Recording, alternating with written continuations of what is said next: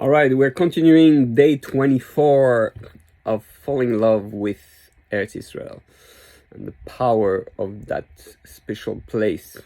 Today is actually Shiva Asar B'Tammuz, the 17th of Tammuz, which is the day that five major things happens, but the most significant one, the first one that happened, is the breaking of the luchos, the breaking of the tablets and the Ten Commandments. The first one is the day where we did the Chet HaEgel, the sin of the golden calf, and we lost the original Torah, the Torah that was the primordial Torah, like some rabbi says, which is the Torah that we're gonna get and understand, a level of Torah that we'll understand when Moshiach comes, which we are all waiting for. And until we have the temple, we cannot get back there. Until we're all back to Israel, which is our little Gan Eden. And also it was the breach of, the beginning of the end, really. On the 17th of Tammuz, the breach of Jerusalem and the beginning of the destruction of Israel, of Jerusalem and the temple. So here we're talking about what we have lost and what we should really lust for, and the land of Israel. So let's read. We're continuing on Truth Haaretz from Rabbi Natan Shapira. Here is continue a bit about the problem of sinning in the land of Israel. Because as we saw, we can be forgiven for a lot of things just by living in Israel. We're purified for a lot of things, like a mikveh we saw. But we have to understand that whatever we do there has tremendous impact. It's like you go to the center control of the whole world's energy. So you go there, and then whatever you do has a much stronger impact. So the verse says, "Behold, even his holy ones he doesn't have faith in," implying there is no guarantee of remaining free of sin. The statement of the Mishnah in Pirkei Avos says, "A man shall not have faith in himself until the time of his death," implying again that there is no guarantee of remaining free of sin, because the whole idea was that before we read that when you go to Israel, you'll be forgiven for your sin, you'll be purified. So how does it work? Because we spoke this intentional, unintentional sins, but let's see what he wants to bring. The perspective we must have is as follows. The above passages make it quite clear that there are no guarantee of never sinning, yet the merit of residing in Eretz Israel will cause you to have your prior sins removed, as in the burden of sin is lifted off, as well as being protected from sins being availed to you, as in no iniquity shall befall the tzaddik, righteous one. So this is very powerful. Not only when you move to Eretz Israel and you decide to live there, your previous sin are erased, and on top of that you have a guarantee that you will have a higher level of protection, Hashgacha Pratis, so that you will not come to sin. So just living in Israel gives you that. That's very powerful. This is also what is meant by he who walks 4 cubits in Eretz Israel is guaranteed entrance to the world to come. That is because God is protecting you from sin. So it's like you're so close to God, your religion is so close that you'll be protected.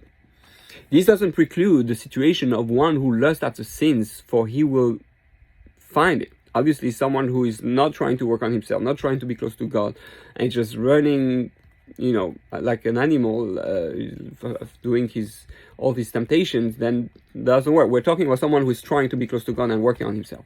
This only refers as protection from sins approaching us, and possibly gives us extra power to survive tests of loyalty. That is why it is meant. That is what is meant by the verse, "A righteous person through his faith shall live." Tzadik bemunaso yichye, from Habakkuk.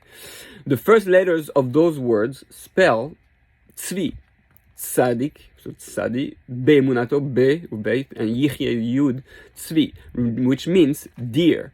For another name of Eretz Israel is Eretz HaTzvi, the land of the deer. Someone who is a tzaddik in the deer, the animal. This is also someone who is a tzaddik in his action is guaranteed that he will live through his faith and not sin. This is also hinted to the verse, God, the righteous one, is within it. Oh, because tzaddik has the same letters as, no, okay, I'm not sure how he makes the connection. Because it says he should love through his face, or a tzaddik should love through his face. So it's a hint that is to his face is connected to Eretz HaTzvi, which means that a tzaddik will live through the land of Israel. That enables him to live. That's what I'm saying. Someone who is a tzaddik in his actions is guaranteed that he will live through his faith and not sin. This is also hinted to by the verse, God, the righteous one, is within it. Which means in Hebrew is Hashem tzaddik b'kirba. He commits no corruption. Again, that's from Tzefania. Again, the first letters spell tzvi, again, implying that he who lives in Eretz Israel is protected from corruption. Whereas in Chutz La'aretz, outside of the land of Israel, the verse says there is no tzaddik in the land that shall not do good and not sin. That shall do good and not sin. That's what we meant in Koheles. The fact that you're right outside, that's when that verse applies. The fact that you're outside of the land of Israel, it's not possible to be a tzaddik and not sin outside of the land of Israel. Because there's no extra protection. It's inevitable. In other words, it is not sufficient for him to avoid sin, for he will not gain forgiveness until he repents and does teshuvah. Even when he's doing good, in that very act of goodness, he sins. Sin here doesn't mean transgression, obviously. Rather, it means being off target. This is, as the sages have stated, he who dwells in Chutz La'aretz, outside of the land, worships idolatry in purity. It's like Avera Lishma. For the greater his righteousness is, meaning a tzaddik who is outside of the land of Israel, the greater of a tzaddik he is, then the greater amount of divine influence is granted to the ministering angel in charge of his country, the tzaddik's country. That is considered idol worship, serving a foreign power in purity.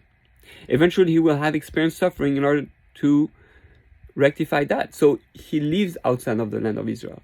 And he's a tzaddik, so he gives a lot of good, but a lot of that good is trapped, so to speak, by the angel in charge of every country. In Israel, everything goes straight to God. It's for God directly. Here is considered like idolatry because it goes not directly to Hashem. So just the fact that you live outside of the land of Israel, you're considered an idolater, and Oved Kochavim, and because of that, Avodah Zarah, and therefore there needs going to be some punishment that he has to go through to rectify that, which means that it's really not good for tzaddik to be outside of the land. So, and any big tzaddik, as we know, most of them that we know have suffered quite a lot, and that's telling you why. The tzaddik suffering in the land of Israel will be different reason. It'd be for sometimes his own sin, but mostly because for Yisur Ahava, not because of he lives in a foreign land, but because of the love of others. So that's pretty intense.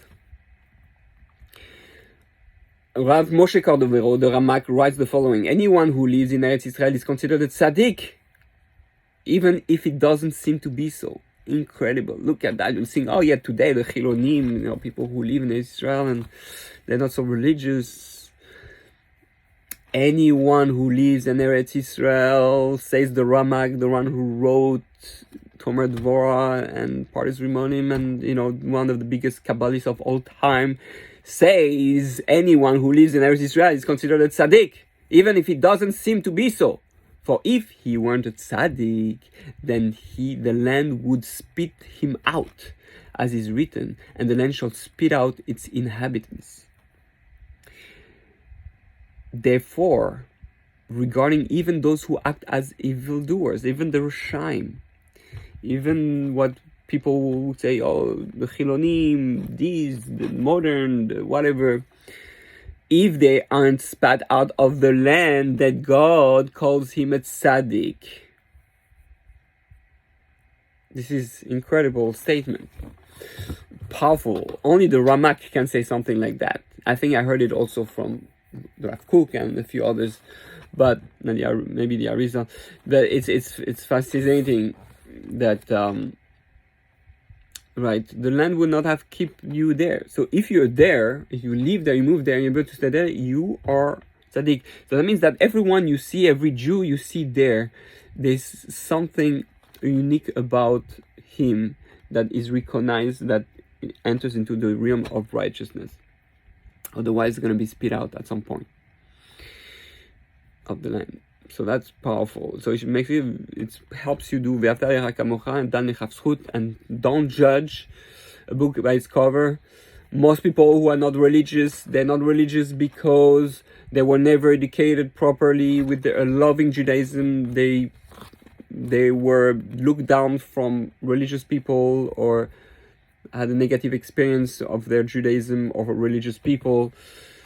That's usually what happens. So we have to try to see the good in them, like Rav Nachman did and Baal Shem Tov. This is this is what is meant by the verse. This is the gate of God. The righteous shall enter it. The gate of God refers to Eretz Israel, as we see our father Yaakov calling it the gate of heaven. So only the righteous shall enter the gate of God, and if you're in Eretz Israel, you have entered the gate of God, therefore you are righteous. Also, although you don't look like it on the outside. Also, the end of the verse is in Psalms, the righteous says, the righteous will enter it. In Hebrew, which means tzaddikim yavo vo, has the first letter spelled tzvi again, implying that Eretz HaTzvi is the gate of God, and that all those that enter in it are called righteous, for once they enter, they don't leave. So keep showing that everything is pointing to that anybody there is righteous. Anybody who is in Eretz Israel is righteous. This is the opposite of those that arrive in Eretz Israel and don't pay attention to the fact that they are living in the palace of the king. They who are rebellious, transgressing, and bound in their drunkenness and feast of vanity, frivolity, emptiness, and hedonism are described by the following verse. But you came and contaminated my land and made my heritage into abomination. That's the problem, that if we don't realize where we are, you are literally in Gan Eden, in the gate of heaven. You don't understand what that land is. That land is not a land. That land is a different dimension. It's a paradise, spiritual. It's a place that everything physical there has the spiritual breathing through it. Also, so the verse, when you come up to appear before me, who sought this from your hands to trample in my courtyard, also applies to them. These people shouldn't deceive themselves thinking that, oh, I'm in Israel, I'm a holy, righteous, even though I do all that, thinking that they will remain in the Holy Land after the death. Oh, you're there, you haven't spit out of the land. The fact that I'm still here, that means I must be still righteous, nothing is happening to me. No, because sometimes you're going to... Eretz Israel is physical and spiritual. If you don't do what's right here, maybe you're not going to be spit out during the physical life. But once you go in the spiritual world of Jerusalem, of Israel, Gan Eden, you're going to spit out of Gan Eden. So don't be fooled, though. So obviously it shows that not everyone, obviously, that stays there is righteous. But overall, we have to be careful the way we judge, because it's not necessarily how it seems. Rather, even in their death, they shall be cast out of the land like dogs, as is stated in the Pirkei Avos, Pirkei de Rabbi Eliezer, chapter 33. So even if it happened during your physical lifetime, it happened during your spiritual lifetime. All evildoers who die in Eretz Israel, their soul are cast out to Chutz La'aretz, as is written in the verse, and he shall cast out the soul of your enemy as a stone is shot out of a slingshot. For in the future, God will grasp the corners of the land and will shake all the contamination of Chutz La'aretz, as it is written, to grasp the edges of the earth and shake the wicked from it. So eventually Hashem is going to clean the land. Therefore, and the real righteous ones are going to stay. Therefore, any person coming to Eretz Israel should trample upon his arrival to the land and should resolve himself to be doubly fearful of heaven and how he was in Chutz La'aretz, and constantly be cognizant of his dwelling in the king's palace. Whenever you go visit Eretz Israel, whenever you go for a trip, whenever, you have to understand this is, if you want to eventually be there, you got to act different, you got to feel that. It's the king's palace. Don't make the mistake to think it's just a regular land and regular space. It's not air you breathe. It's spheros. It's energy, spirituality. So Rav Cordovero wrote further, for if an inhabitant of Eretz Israel was to dwell in Egypt, that very sin will cause the female demon Rachav to rule over him. Whoa.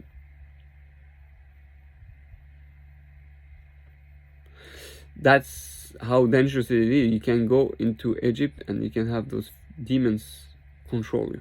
Yet, if he resolves himself never to go down to live in Egypt, he's considered as being cautious his entire life, as if unifying to the unity of God upon himself.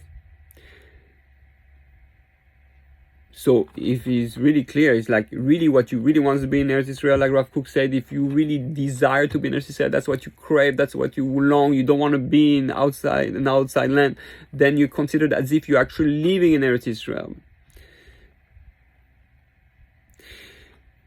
Now, it doesn't mean that you should be satisfied and not crave to move there, but it's on a spiritual level, you attach to the land like you're protected from those demons, so to speak.